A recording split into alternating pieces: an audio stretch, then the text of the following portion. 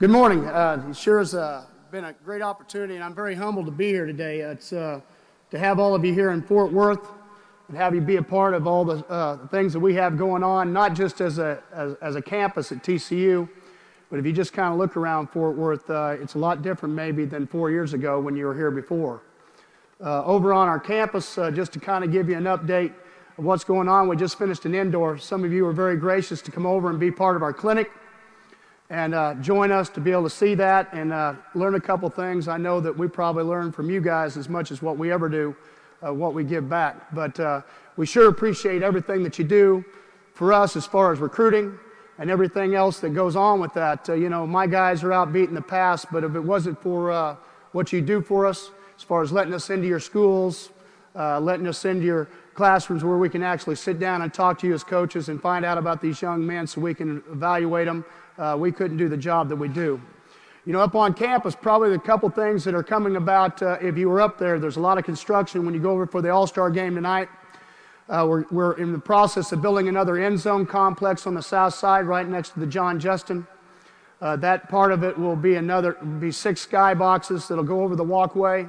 You'll see the construction in front of it along with club level seats. We felt like academically, because it's become so important, we built another academic center. It'll be on that floor along with a new team meeting room and a players lounge, and really somewhere we can take care of our alumni a little bit better than what we have.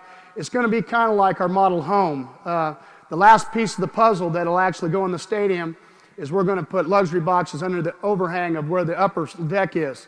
That's what we're trying to get accomplished here in the next 5 to 7 years. The good part about the indoor and the end zone complex we have right now, it's all paid for. So for us to be able to do that as a coach, as you guys know, whether you're working with your booster clubs or we're out talking to boosters and we're trying to raise money, if you can get that off the table where you can just coach football, it makes it a whole lot easier. Probably the biggest recruiting tool that we have going on will be across the street, our new student center. It's a $46 million center along with 4 new dorms. For me, it's about a 4 to 6 to 1 ratio of girls to guys at TCU. Now, for maybe you guys, that's not a big deal. For me, for 2 reasons. Number 1, because of the girls. Number 2, for the simple reason that it's going to be all you can eat once they get the new student center done. From 6 in the morning till 9 o'clock at night, you can eat all for one price. And I said, well, how do you make any money? They said, Coach, hopefully the 6 girls are not going to eat all you can eat every day. So that makes it a lot better for us. But that's probably going to be, along with the dorms, there'll be 1 person a dorm right across the street. You know, for me, sometimes your younger players, you try to micromanage them. I'd actually like to be able to put them upstairs and build a dorm right above the John Justin and put 1 door until they're about juniors, and then maybe we could control it a little bit easier, but I'm not sure they would like that as well as we do things. You know, when you play 3 people in the state, like we do this year, we play Baylor, Texas, and SMU, and you guys, if anybody that's ever heard me talk, you know, I don't like to come to these things and not tell you something. But it's very hard when you're playing people in the state, and you know, you got to be able to feed your family and do the things you need to do and try to live up to expectations. So I did a couple things today. I'm going to get a chance to talk about some of the things we do I think are probably more important than X's and O's, to what maybe has made us a little bit different than a lot of people that we've played down through the years, and maybe why we've grown. You know, everybody gives us a lot of success for evaluating talent. I will tell you, I think everybody makes mistakes in recruiting. You know, we try to make it a science. You know, there's probably a whole bunch of kids out there we should have taken in some form or fashion that came to TCU. But in this sense, one of the things that I want to talk about is that in the off season, once they get there, fellas, our rule is once they get to our place, okay, we're not going to try to get rid of them if it's our fault. And I think sometimes across the country, people that are not very good, all of a sudden they kind of disappear, and that's not what happens at our place. If they come to our place and they're a good person, they come to our place, they work hard, and they fit a role, whether it's a starter or they never play their whole entire 5 years, they go to school, they're in the workout, they act right, they're going to end up getting a degree at TCU, and they're going to be part of and they're going to get one of these rings if we're fortunate to go to another bowl game in our lifetime at TCU or win a championship. And I think that's important. But the way we get that done is you got to start in January, and you've got to start developing kids. You know, you've heard me talk before and about things. And if you have questions out there, I know I'm a little bit far away, but what I'll do is I'll walk down, or I'll just come up forward and I'll answer your question. But I believe, and as it says here, when the season really starts, I think it starts back in January.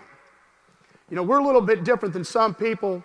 People say recruiting's your life. Well, it is, but I think one of the things that people forget sometimes is the kids that are on your campus right now.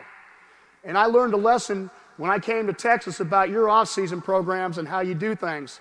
And we had really started it back in New Mexico, but what we do is we do not put our coordinators on the road recruiting, except to do home visits. And what we do starting in January, and this goes for myself also, is that we're going to start developing our kids. So I believe that strength coaches are very important, but let me just say this to you. I think also strength coaches are about numbers, okay? One of the things that we put our coordinators do, our coaches, both Coach Schultz and Coach Bumpus, handle all of our off-season running, and we're going to make sure coaches are down in the weight room. Because here's the thing, and I said this a long time ago to a strength coach that was part of us, and he said, well, these guys aren't very good lifters. I like working with this guy. Well, anybody can coach the guys that want to really lift well. Anybody can coach the guys that want to go to class. Anybody can coach all those guys. The key is who's going to do it against the guy that doesn't like to lift, who's going to make the guy go to class and make him be accountable to the guy that doesn't want to do it, who wants to be the guy that doesn't want to get in shape and be accountable and be a part of the team. That's where you win championships. Because you only get 85 scholarships just like you guys do. You only get who you have in your school district or who you have coming up through your classes. Well, the key to it is if I take the backing that we're not going to say a kid, if he's not a very good player, well, you need to go somewhere else. Then what you need to understand is that I'm going to have to help you grow up, because I'm going to have to make you from an average player into at least a good player into a better player, and hopefully make even a great player even better, because possibly there's a great chance he wasn't very accountable when he came there. And so in 5 years, I'm going to get judged by wins and losses. But the key to the whole story is, and the fortunate thing I've been, and I was on the panel Sunday night, and I said this, is that I can't believe that I'm saying that I've been in Fort Worth for 10 years. I mean, this will be my 10th season, 3 as a coordinator, now going on 7 as a head coach. And number one, just seeing kids come back now. Most of us are high-paid migrant workers. I mean, we 3 or 4 years and we changed jobs, and we never ever find out, did we do a good job? You're the ones that do a good job. You're the ones that stay at your high school. Some of you have been there forever. Just talking to Larry up here, been at Smithson Valley, how he's built his program up and being on his campus and the values. And there's many more of you out there like that. But on a day-to-day basis, watching it, because sometimes coaches, that old hired or fired story, you're moving on now for 3 or 4 years. Nobody knows whether you did a good job or not. Nobody knows if you actually taught accountability to your kids. We all talk about it.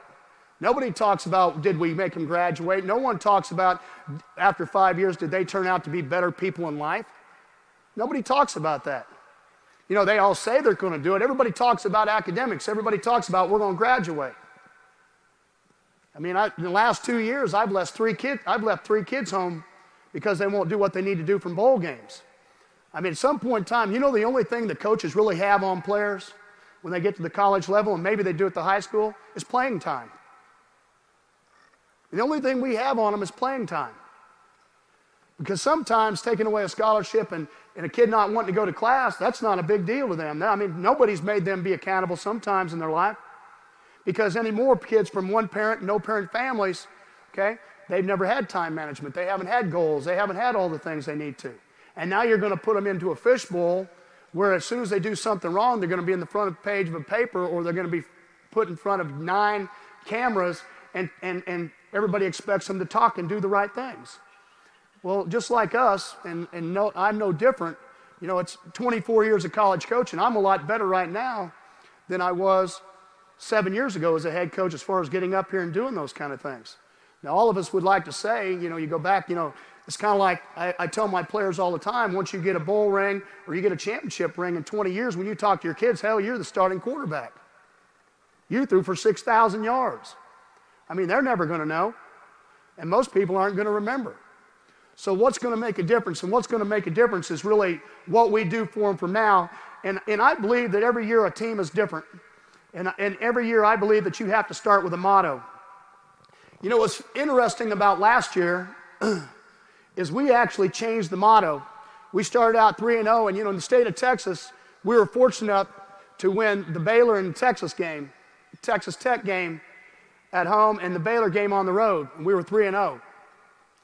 And everybody in Texas gets all fired up. Well, the bottom line to it was, and our kids, that's what they know. It's an emotional part of it. The bottom line to it, though, is we didn't beat BYU and Utah, and those are the teams you got to win a championship. So as a head coach, as you go into a season and you're trying to focus on what you're trying to get accomplished and how you're going to teach your team, what are you going to give them that's going to make a difference? And I know a lot of you have gone to these wristbands, but one of the things we did was get it done last year was the start of our motto. But what it was in the middle of the season, after we got done, we were 3-0, then we lost 2 ball games, and we changed the motto because everybody was talking the paper, and I think you sometimes have to feed off the papers, even though I don't really read them. I don't read the internet. I don't do anything, but I think you have to be smart enough to have somebody out there that puts out fires and knows what's going on, okay? But you can't let it affect your judgment. But I think one of the things you had to do, and we changed it to beat the odds. Nobody believed then we could come back and win 8 straight ball games and do the things we needed to do. And you know what? For whatever reason, TCU seems to be, maybe it's because of their head coach, is a lot better blue-collar place than it is a front runner. And I believe that, one of the things I don't think we've done a very good job of is we haven't handled success. We've shown that. 2 years ago, we beat Oklahoma, then we come back and get beat by SMU. Now, SMU has a good team, but not in comparison to an Oklahoma. And you've got to play on a level and understand what you got to get accomplished, and your kids have to play on an even keel. But I do believe that we've done a good job in some areas, because I don't think you can win 10 or 11 ball games 4 out of 5 years unless you have consistency in your program. And I think you have to have something that you come back to so that you can base something off of. As I said, last year it was beat the odds. And I'm going to go back to the running part with Coach Bumpus and Coach Schultz. We start everything, you can do it 1,000 ways. And we do it really a little bit like you do, but we break it up into 3 groups. Okay, and we can let them come in and lift anytime they wanted to, and then run in certain groups. That's what we do in the summertime, but they fit jobs and everything else around it. But one of the things we want to do is we want to start with attitude, chemistry, and accountability right off the bat. And that goes to the 3 guys that they lift with in a group. We strategically make sure that they're going to be lifting with certain people either to push them or they're the senior and they're going to help somebody grow. Okay? We're going to make specifically that they run in certain groups so that we know what kind of leaders we're going to have, and we're going to grow people up and how we're going to do it. It's not just about getting faster, and it's not just about getting stronger. It's about mentally. We're going to play 12 ball games nowadays. Okay? I can't give the redshirt freshmen an off year and just see how they grow and make sure they're happy. If you take, let's just say you redshirt 20 guys and we're going to play 12 ball games, that means I'm going to play a season with 65. If I just said every year I'm going to redshirt my group. When the 12 games came about at the national convention with the college coaches, the deal was we were going to get 5 years of eligibility to go along with 12 ball games. The problem is we never got the 5 years of eligibility. Well, that's what's happening right now anyway. Now, there's a lot of schools out there because the guys are going out early, they're now changing their minds and don't want to. But what's happened is, and the thing I'm upset about, is we haven't done anything for the student athletes.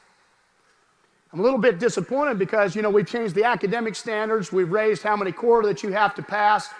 We make rule after rule after rule. Plus, we make them play in 12 ball games. Now they're going to play 13. And we want to go to a playoff system so we can play 15, but we don't want to do anything for the student athlete. Hey, you should just be happy we let you have a scholarship and you can go ahead and play. And then we got people out there that are graduating 30%. So what exactly are we doing out there that's making a difference as far as the college level? And that's what we're trying to do different. I'm not saying that we're getting it done all the time, but as a TCU, we're trying to get different. We go to the running groups, and that's what we're trying to do. We're going to sit here, we're going to lift and run, and we're going to do it 4 days a week. You get 8 hours a week at the college level. We're going to try to be at about an hour and 15 minutes, and then we're going to go about 40 minutes running. Give yourself a chance to get upstairs, change your shoes. If you were over to our place yesterday, it's very user-friendly. So we go right up the stairs, we're right outside, we're right on the field, and we go. So there's not much walking, there's not much doing. If you've been over here in the summertime, again, I believe in mental capacity. We don't, when I was here before, we ran in the morning. We only run it 3 times in the summertime here, 1, 3, or 5. We're going to play at 3 o'clock. We're going to play at 5 o'clock. We're not going to play at 8:30, 10:30 in the morning. We're going to get our kids. Maybe it doesn't make any difference. But for mine, it's a mental standpoint of what we're trying to get accomplished, what we're going to get done. And I understand. But the difference has been, back before we'd sometimes have 18 to 20 kids that would be dehydrated in our first couple of days of practice. We'd have to put IV in them. I think the last 3 years we've had less than 2 each year.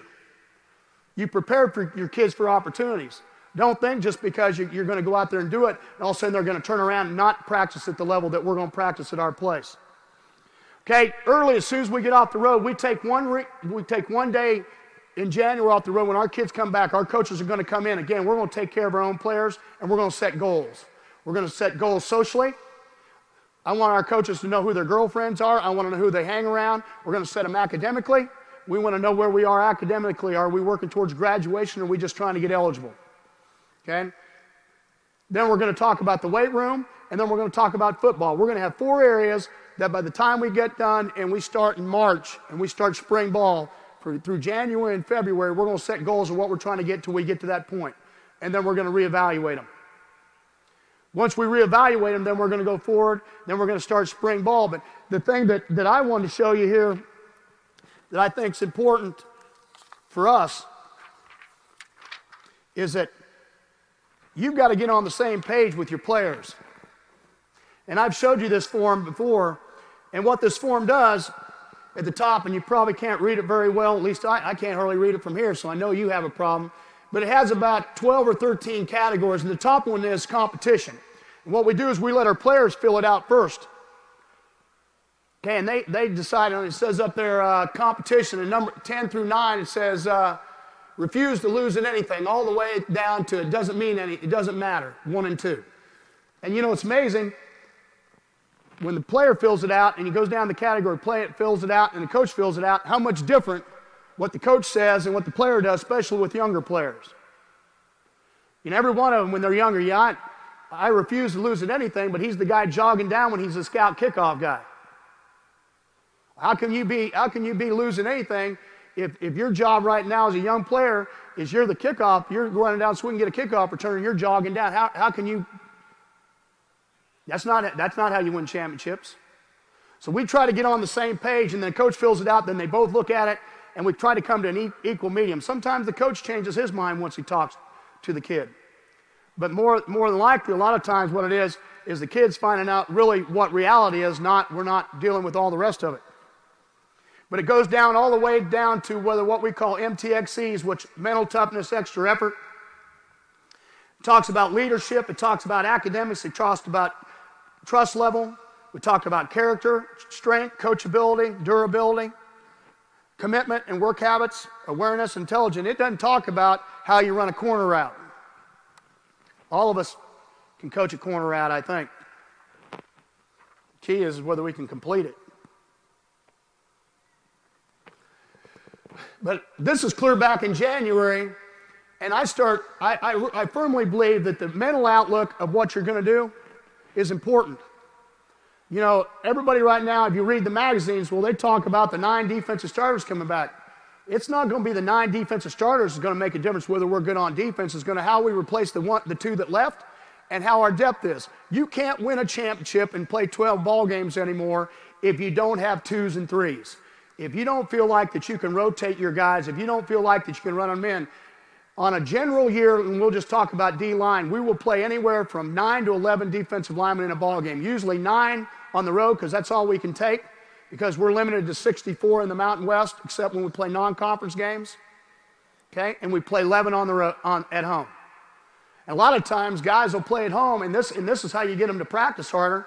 Sometimes they won't hardly be in our team period. We've structured our defense to where a guy up front can do the things he needs to do and not have to be on our field all the time. So he's given a great look on the other end, and he's a young player growing up, and then he moves down. He gets a chance to get somewhere 10 plays. A Tommy Blake or an Aaron Schobel that's playing with the Buffalo Bills right now that just made the Pro Bowl as a defensive end, led him in sacks. We wanted Aaron never to play more than 45 plays a game. If it was a 65-play game, we wanted him to play 45. If you look at 20 plays plus special teams and everything else you do over a 12-game season, that's a lot of plays. We want to be able to be, when we get to November, we want to be strong. We don't want to be beat up. And sometimes it's hard to do that when you play the kind of early schedule that we're going to play this year or have in the last couple years. You know, one of the things that, and now this again, sometimes coaches just throw out opinions. But one of the other opinions is, you know, we ask our kids to be right on the line and do things and be straight up and do all the things we need to do. And then we turn around and we tell a kid that we're going to do something for him and we don't do it. Or we act like we care when he comes in our room.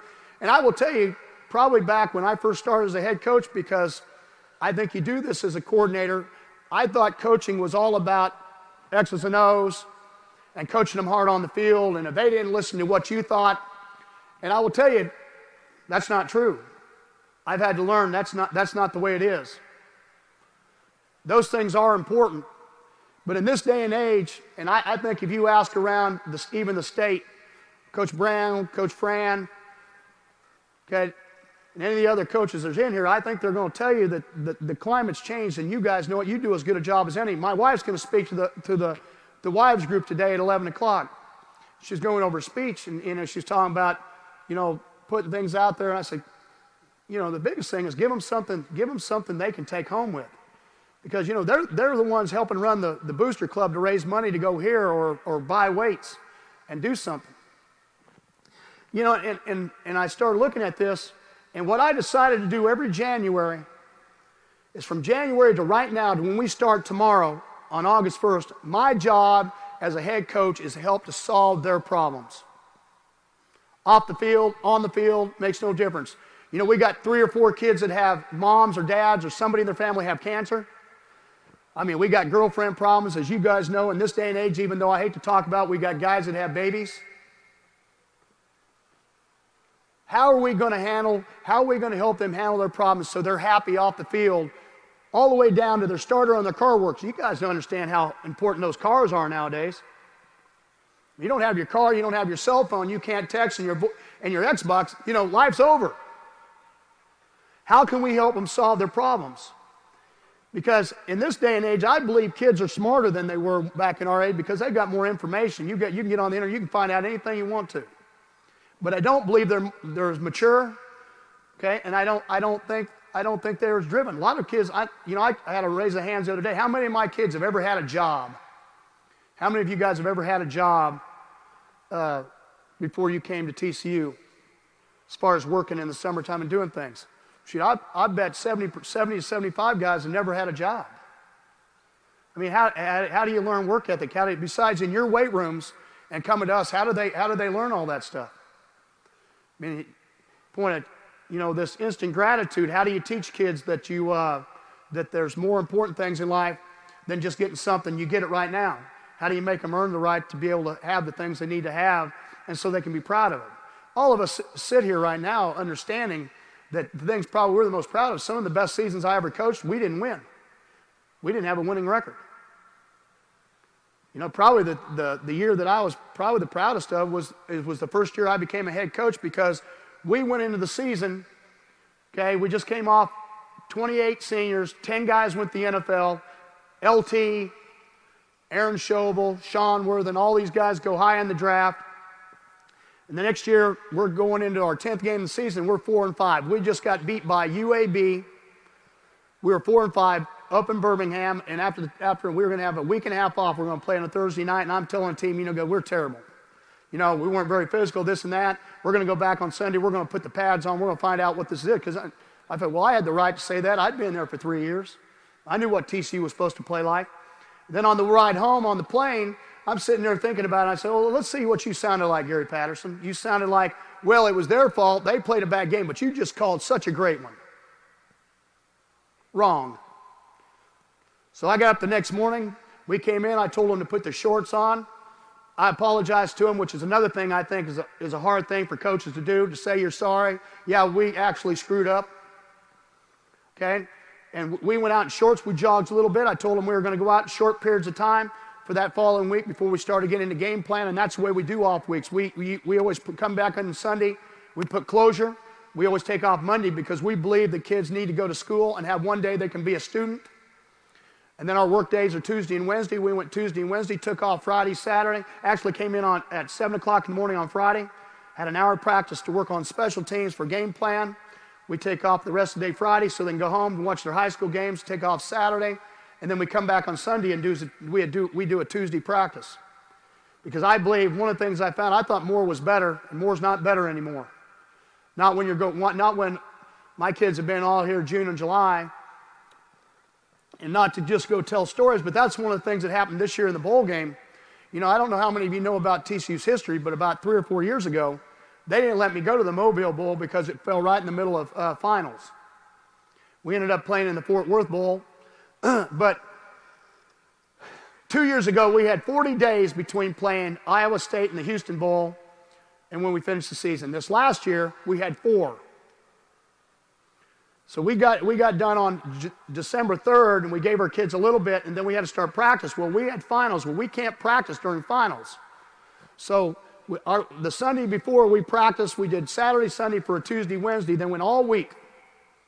All week we couldn't practice. Our kids may have came over and ran and lifted on their own, but the administration does not let us practice. So when we got back, we got there on Friday.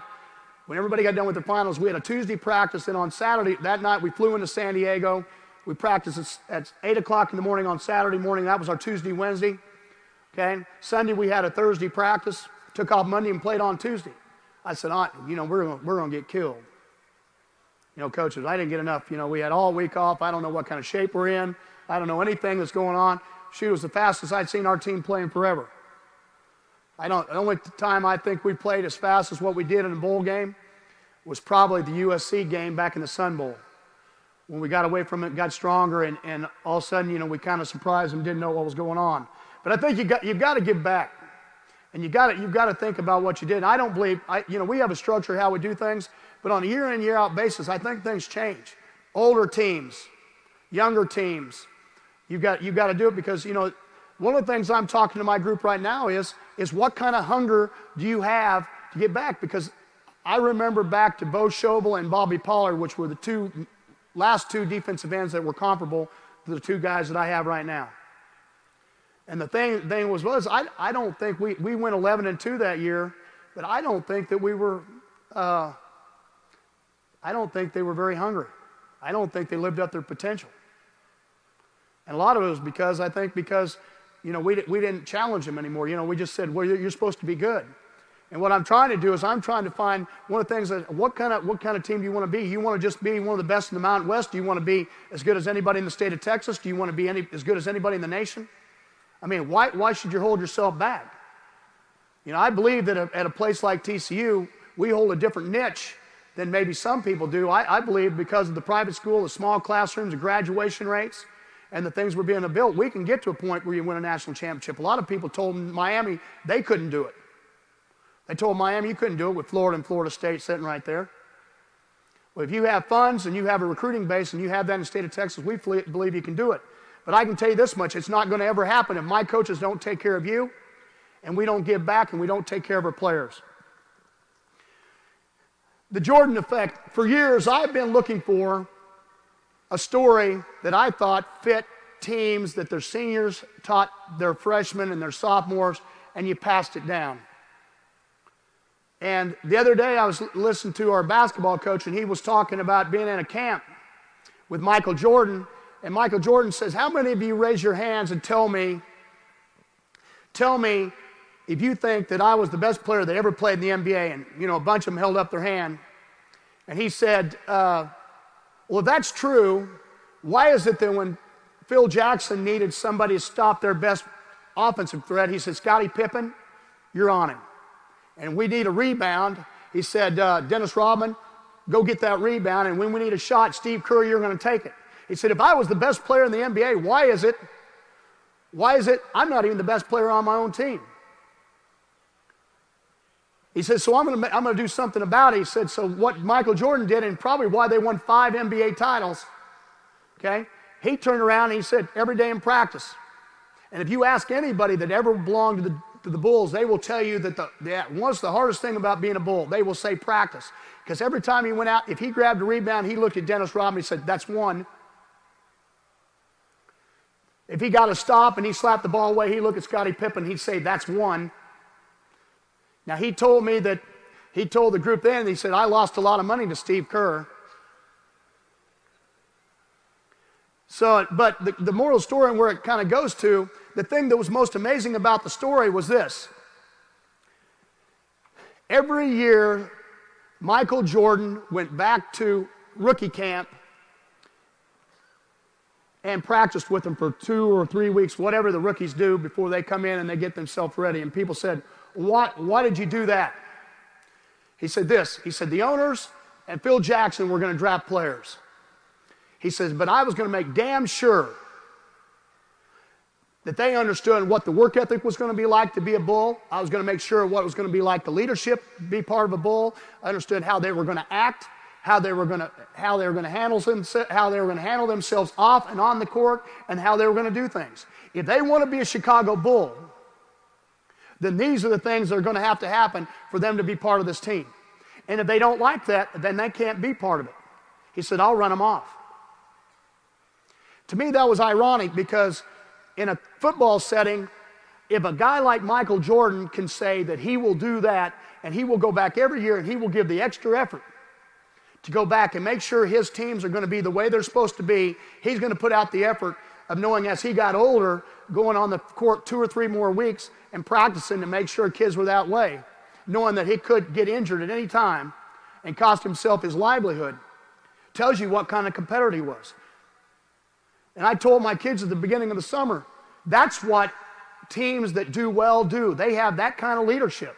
They have guys that not necessarily scream at you or have to push you around and do things. They're going to lead. They're going to lead by example, but they're also going to tell you these are the expectations that are going to happen.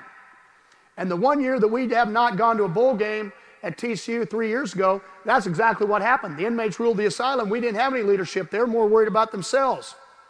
They're more worried about it was hot outside. It's the only year that I practiced in the morning. When I started those 5 acclimation days that they make us do. The bottom line to it, if you want to handle it, you want to be a TCU Horned Frog, here's where it is. Here's what you got to handle. If you don't like it, then you need to go somewhere else. But one thing I think that we do sometimes is we put our good kids in jeopardy. We put our good kids in jeopardy because we try to fix things around for the kids that are great players that maybe don't want to act right. If you cheat your good kids because they're trying to do the things right just because they're not on your list or they don't score the touchdowns, if you cheat your good kids, some point in time you're going to lose your program. And I'll be honest with you. That's to a point 3 years ago we had come to. Because I thought, well, after we'd been 3 years, we'd gone to 3 straight bowl games. The last 2 seasons we had won 10-2 and we were 10-1. And hey, we got the corner on this market. We've got it all. We know how to get this done. 5-6. And you know what, fellas? I probably went out on a limb, but 2 days after that ball game, I drug tested my whole team. And to be honest with you, I know sometimes I lose recruits because I know guys come on our campus and they know how I'm going to be about that stuff. You know, Dan Hawkins and now Chris Peterson at Boise, they have a no-nonsense policy. None. You don't even test positive once. You're done. Okay? Because here's my point on the whole situation. As long as we allow it to happen and keep kids happy, then we're saying it's okay in life. And we're supposed to be the good role models. We're supposed to be the ones. Now, I'm not saying that we don't have it happen on our team, but I can tell you this much. They know exactly how I feel about it. They know exactly where I stand. Okay? Because I will tell you, that's not going to be part of where you're going to be, because I'm not going to turn somebody out knowing in 5 years he gets his degree and he's not going to be somebody that's going to go out and be successful and he's not going to handle it. And I'm not saying that makes you a bad person. I also know what it leads to. Okay? And just standing up here telling you that puts me in jeopardy of knowing that there'll be some kid out there that I won't get at TCU because that's the way it's going to go, because they don't want to be that way. But I'm just telling you, if you're going to stand for something, stand for something. Don't just make it a two-sided conversation because of the kind of player somebody is. Okay? Don't if they're not a good student, then make them go to class. Okay? If they're not a good person off the field, but they're a great player, then make them become accountable. And all of us go home at night knowing, shoot, if that guy doesn't play, I may not win, I may lose my job. Same thing goes at TCU. But the key to it is some point in time, we're going to have to stand our ground as coaches, and we're going to have to stand our ground and make sure we understand what we stand for. We're going to be in trouble someday. Because to be honest with you, we'll turn into what it is in basketball, where coaches don't have any control over it. It's everybody outside. It's the AAU coaches. It's everybody else. They're the ones that have anything to say about everything. Pretty soon they won't even be playing high school and college football. We talked about solving problems, and I talked to you about doing what we said we'd do. And I think as coaches, we have to be able to do it because sometimes I don't think we do that. And I'm talking about me. I don't think that you can ever talk about anybody else unless you look at yourself. We talked about keeping wins and losses and keeping your job and also measuring. There's many ways to measure success. Don't give players something, and that's what just follows up what I just got talking about. Do not give players anything they don't earn. And all I'm saying to you is football field correlates to life. You know, if I've heard it one time, I've heard it 40,000 times. All the hardships, all of us when we were playing, older guys that were playing back in the day, no face masks, everything, didn't give us any water, didn't do all this, okay? But I keep talking about and I keep hearing about all the time, and the same thing goes for me. All the people, though, that the guys who call 20 years later, you call back and you talk to, and they say, you know, this is the guy I remember the most. This is the guy I stood by because this guy was next to me in the 4th and 1 situation. Now, football-wise, before you guys get too far out of it, as a guy, you know, you don't need to be coming and lectured about all those kind of things, but, you know, I think that people say, well, how you make different? I mean, if you want to come out and watch our practice, you want to go watch other people practice in the state, I'll tell you, we won't be as big. We may not be as fast. Key to it is how you're going to make yourself different. And I think we learned that from the Texas high school coaches because I've watched for years take a great program and make a great team, beat teams that had great players, but they weren't great teams. And so just starting this whole thing off, I wanted to make sure that you understood that I'm on the same page with you. Because I think you have something going on here that a lot of people need to understand and need to and really come and learn from you. I'm always hearing, you know, I'm not originally from the state of Texas. I got here as fast as I could. But, you know, if you look at everywhere else, it's not held as in high regard. And we have something special here, and I hope we don't ever lose it. You know, we get into fall practice. One of the things we do in the spring is we're going to teach fall like we teach spring, or vice versa. We're going to teach it that fast. We're a whole group. Because of the way now we have 5 acclimation days, we now have 5 walkthrough days. Those will never be walkthroughs. They will be run-throughs. You can't have a ball. You can't have a helmet. You can't have anything else that's part of it, but you can teach. And we're going to teach very fast.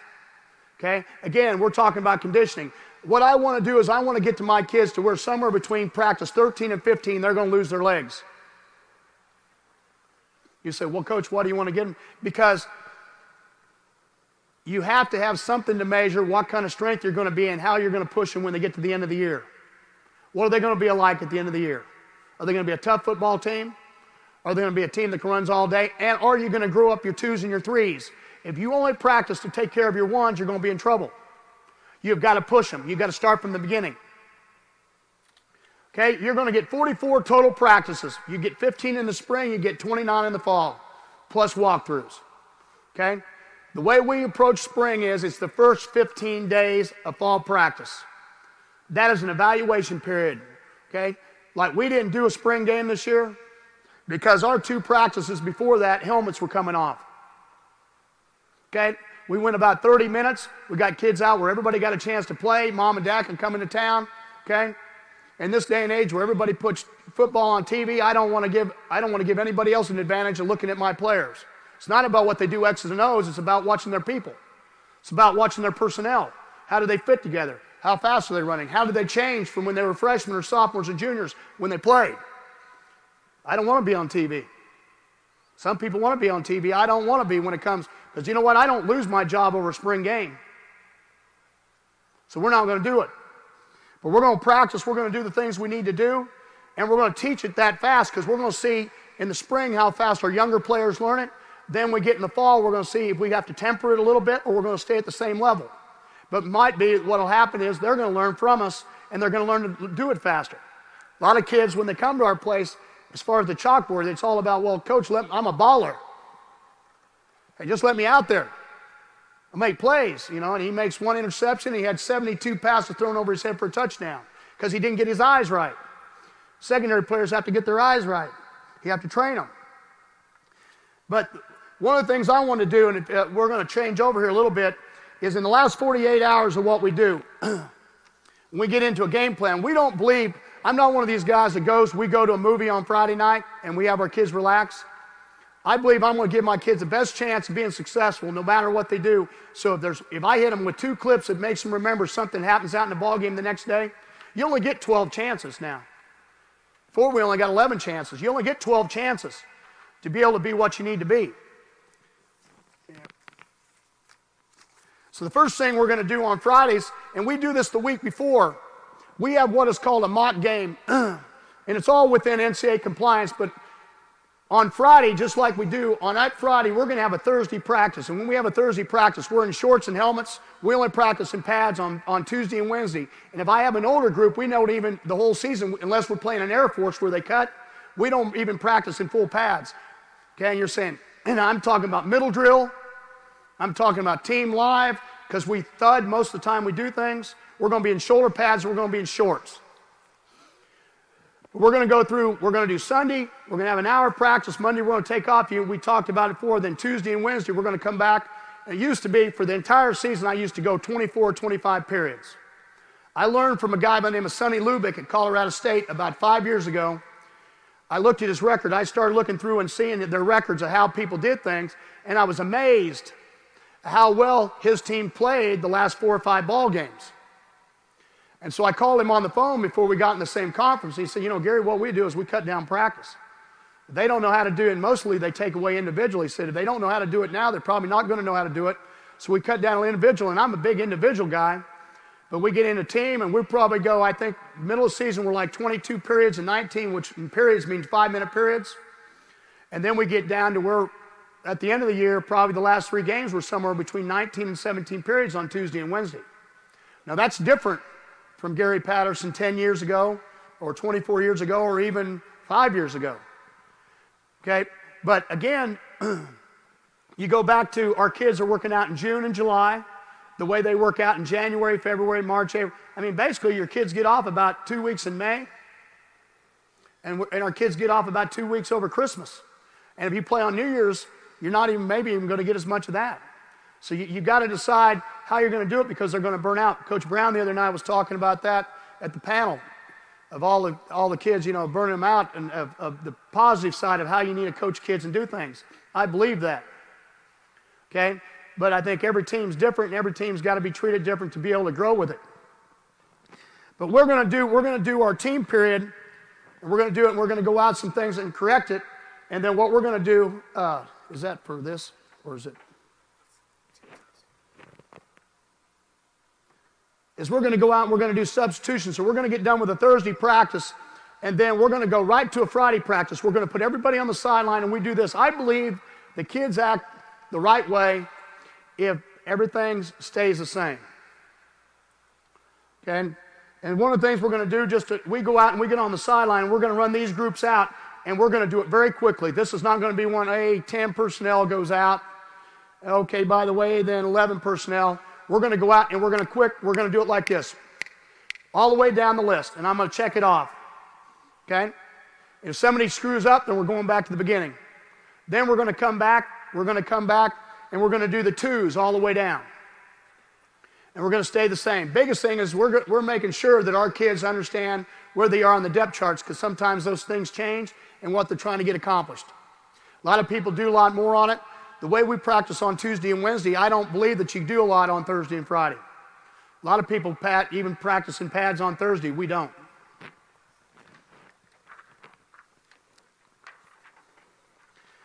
The next thing that we're going to come back to, then on Friday morning, on Friday night, the same thing that we do. We're going to take them to a hotel. And we're going to do what we call a video test. And I think if we can get this thing to work the way we need to, this is not, you only have X amount of time, so this has a couple of Baylor plays on it because you have to prepare before.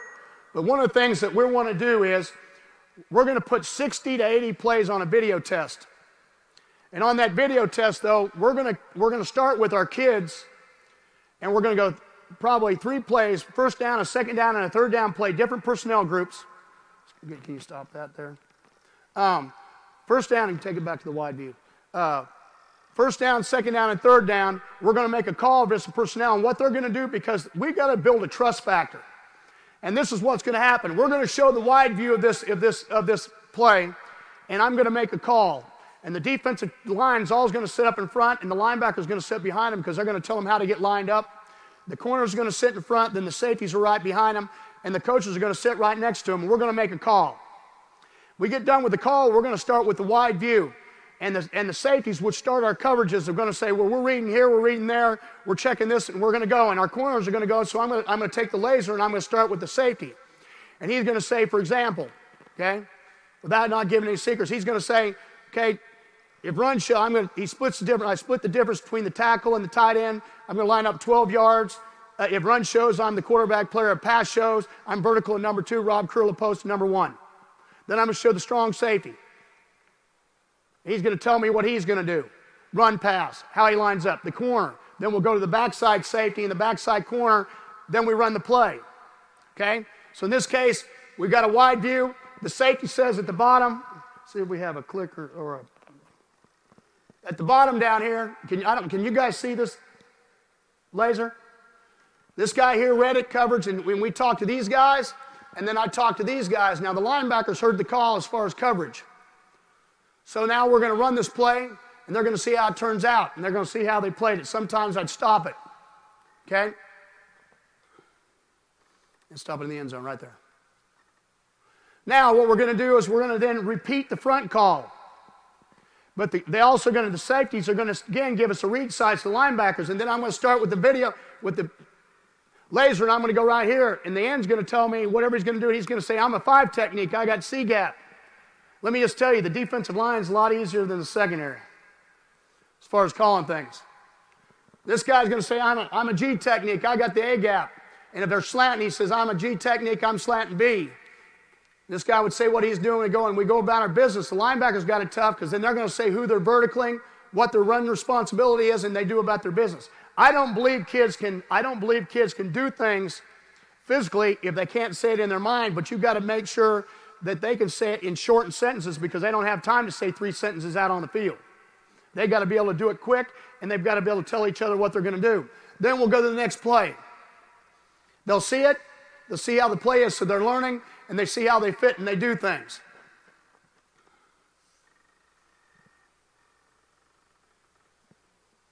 And what you might do, as we might run it back after we do the play, and what I try not to do is try to disrupt, because what I'm trying to do is I'm trying to build enthusiasm and confidence level that everybody knows what they're doing. Then we go to a different play. Now this is also a different personnel. That was 10 personnel with 4 wideouts in the back. Now this is 12 personnel with 2 tight ends. And we're going to show one of their more favorite plays. Go ahead. Again, we're going to get lined up. We're going to make a call. We're going to go through the secondary.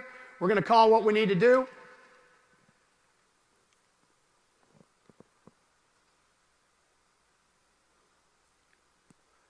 And then possibly talk about 2 or 3 coverages of how we'll play that route progression. Then we'll go to the back line and defensive line-wise. Then we're going to call out the call again, whether it be a front, just a regular front slant or twist, or it might be a man blitz, or it might be a zone blitz. Anything that might be peculiar about what we want to do and how we want to handle that certain play.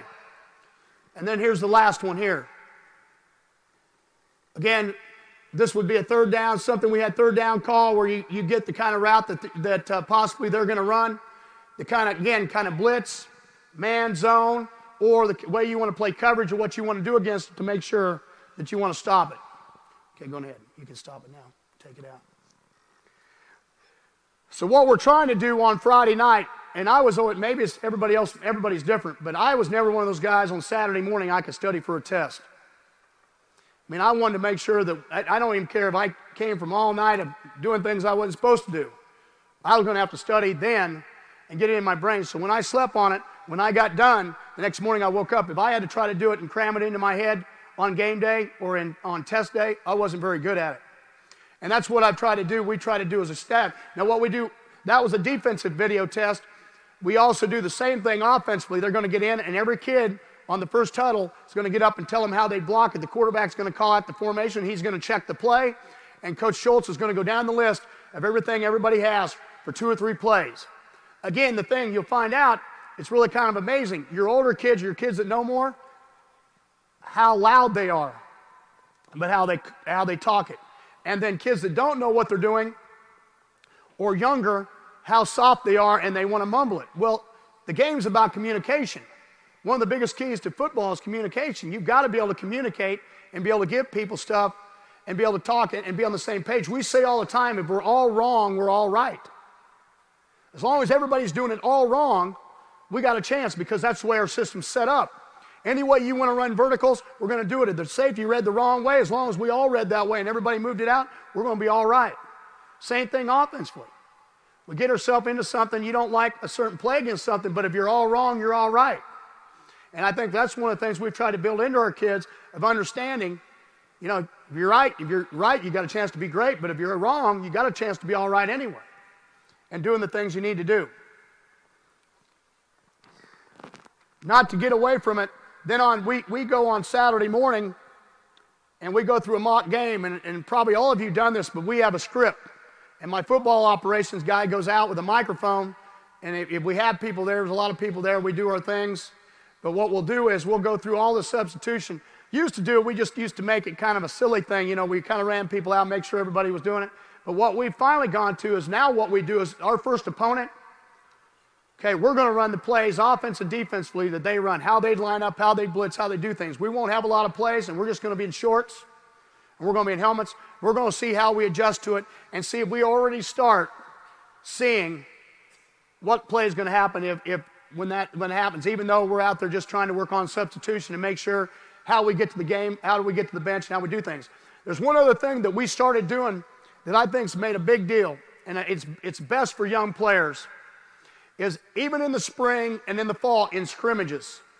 And it takes you a little bit longer. Every time a group comes off the field, they go to their coach just like they go to their bench, and the players that were on the sideline go, and we correct mistakes. Because what we're trying to find out is, on game day, how fast can a young player make a change? Let's just say our offense came out and ran a new route combination. They had not shown it, which they'll do, that we didn't see all week, and then we got in a scrimmage, and here's what it is. Okay, here's the change. You can't complain about it. We weren't ready for it, so how are we going to adjust to it, and how are we going to play it within the 3 basic coverages that we have? And here's what they're doing. They're doing it with the back strong. And then the next time they go out, see if our young kids, the next group, gets it. So when they see the play, do they adjust to it? Do they make it happen? Do they get it corrected, and do they make the play? Do they stop it? So we take our kids on the sidelines and we talk to them. We make adjustments just like you do, and then we go back out there with the next group, and the next group goes.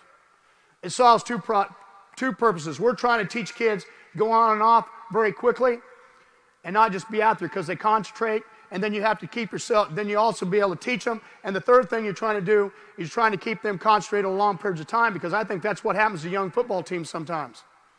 You get in the fourth quarter, or when they're tired at the end of the halves, and they quit thinking, and you give up points. You've got to keep a chip in the game and be able to do the things you need to do so that when you do make some plays, you give yourself a chance to be successful. Do you have that other one in? I have a quarter out to. The other thing that I want to do, and I touched on our off-season program, that I wanted to make sure that you guys got a chance. We have a thing, if you ask in our program, if you ask our kids, if there was one thing that you hate, okay? If there's one thing that you hate, what is it? And they will tell you Colorado Circuit. And I'll tell you why. We've been doing it ever since we were clear back in New Mexico. Mark Paulson, our strength coach at the time, brought it back from the University of Colorado. That's where it changed. And I once changed our coverage. One of our coverages is a color. And people said, why don't you call it a number? I said, I changed it to a number and we didn't play it worth a dang, so I changed it back to the color. But one of the things is, you say, why don't you call it a horn frog drill or something when you changed? Because every time, I'm one of those superstitious people, kind of like, every once in a while I'll pull up my pants. That, I'm scared to change what I call it because maybe it won't have the same magical opinion it has on everybody. But they remembered it, and you can ask kids over the last 10 years what they thought about Colorado Circuit, and that's still probably one of their least favorite memories. But what it is, it's 40 minutes, and it just depends on how our kids, how good they get at it. But all we're trying to do is, when we first came to TCU 10 years ago, we took our offensive line, when they went through the drill, one of the drills within the Colorado Circuit is called Pat and Goes. And it's a deal where they're going to drive their feet, and when they get the cone, they're going to lean down, and they're going to try to bend their hips, and they're going to try to fire their feet about 8 times around that cone before they burst out and go to the other cone. We didn't have not one that could do it. They could stay high and pat their feet. They could bend down and stop their feet, but they couldn't do both. And one of the things that happens with injuries anymore is people cannot run themselves out of trouble. Our strength coach does a great job. Okay? But the key is coaches think a little bit different than what the strength coaches do in some forms sometimes. And the fact that, again, it's about stronger and faster. Well, I'm more about injury. Okay? Also, how do you run yourself out? How do you get yourself out of trouble? Quick teams usually are healthy teams. So the Colorado Circuit was one of those things that we do, and we incorporate some different things in it. And, before I go into it, one of the things I wanted to put up here, and this is last year's pyramid, I believe that you have to be, and you learn this from big business. In this day and age, you're not really a football coach anymore, you're a CEO, but I believe that you have to have some core things that you go back to every year. And one of our things is our pyramid. And I believe there's 4 words at the bottom down here that never change. And what I do, on that pyramid, we will color it in when I think it's become appropriate that we have solved that problem. I mean, we've gone through half the year one time without ever coloring this in right here, which means we did a terrible job back in January, to be honest with you. January, we screwed it up. Somehow, we didn't grow our football team up. But attitude, chemistry, family, and accountability. And then what we call the code of purple. The next one, you talk about mental toughness and extra effort, being unselfish and being relentless, overcoming adversity. And every year that we've won over 10 ball games, because maybe not having a lot better players than what people do, I think we've had somewhere between 3 and 5 of those wins have been 5 points or less. That means either they've overcome us or we've done a great job in preparing our kids to get ourselves ready to do things. But you've got to be able to handle adversity. And the only way I know how to handle adversity, if in the Marines, if it was easy where you could just go out and put them in a classroom, they kind of jogged around and they watched TV and they prepared to go to war, and that was the best thing for them. But last time I looked, that's not the way they do things. They're going to put them in situations where they about think that they can't make it anymore, and then they figure out that they can make it, and here you go. Tradition.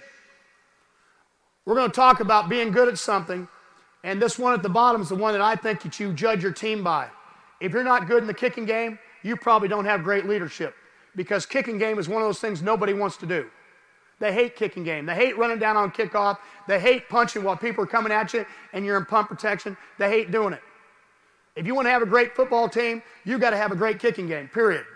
If you don't, we probably would have led the nation in scoring defense last year, but we gave up a punt block for a touchdown, in the Air Force game, which we were up 40-some points for their first score, and then we gave one up in the bowl game, for heaven's sakes. We haven't hardly had punch block forever. It doesn't matter if it's the first of the game or it's the last game. You don't get punch block. It's how you get beat. So Coach Sharp's in here. Hopefully he's not mad at me. Our special teams coordinator. Prepare. one at a time. Don't beat yourselves and find a way, believe. Okay, and if you go up the pyramid, every year is a saying that we had at some point in time in our program, so we can go back to the archives. Make it personal. I believe you got to win non-conference. Last year was Army, UC Davis, Baylor, and Texas Tech. One of the things, we have these wristbands, and I have 3 on mine, and to be honest with you, I think I look pretty silly, being the country boy I am, but the first one, the lighter one, was 3 years ago. We won 11, and what it says on there, it's make it personal. If you play in our conference, we don't play in the state of Texas where our kids know each other day in and day out. We're going to go to Laramie, Wyoming. We're going to go to Provo, Utah. There's going to be 75,000 people in there. There's going to be 300 TCU fans, and nobody's going to like us. So how are you going to go in? If you're going to go into somebody else's place and you're going to win ball games in a row, you've got to go make it personal. You've got to get pissed off. You've got to find a way to hate them for 3 hours. You guys have been there before. Try going. So it's easy to go across town and play. It's easy to go across town and play SMU. Kids played against each other. It's easy to go get up for Baylor. It's easy to get up for Texas. Kids have played again. We're in an all-star game, and TCU and Texas guys are battering back and forth about the ball game now. That's easy. There's not one kid at San Diego State that could care less about anything that goes on in Texas. So how are we going to make it different? How am I going to get them pissed off? How am I going to, because if you want kids to go and play with high intensity, you better find a way, excuse me, I hate to use the word hate, but the bottom line is, you got to find a way to make it personal. You got to find a way to hate those people for 3 hours, because it's not a fun game. Unless you're just so much better, it doesn't make any difference. But I can tell you right now, when we go into Laramie, Wyoming, whatever it is, 8,000 feet altitude, they've got an off week before they play us this year. They got 2 weeks to go. I know they embarrassed Utah up there last year. You better go find a way to get it done. You better find a way to say, why are you going to let them take that from me? And we go back to the pyramid, and we're going to color this in. Last year, we had 2 places that weren't colored in. The BYU game and the Utah game were not colored in on the whole pyramid, except clear at the top. And clear at the top, and I believe you have to do these last 2 stages. Go to a BCS game and win it, and play for a national championship. Because I believe this, if you don't dream about something, fellas, then you might as well forget about it. We're not where we need to be yet to do that, but we're a hell of a lot closer than we were 10 years ago than what we were when we first started. And I believe that's all that matters. And one of the things we try to do with the pyramid and everything else we've done within it, we're not trying to get to the top of the mountain fast. One of the things that TCU's allowed me to do is they've allowed me to make decisions for the right reasons. Not just about wins and losses. Obviously, that's how I keep my job. But if I have to suspend somebody or I have to do somebody because it's the right thing to do for them, the kid, or the university or anybody else, then we can do it that way. Because there's a bigger plan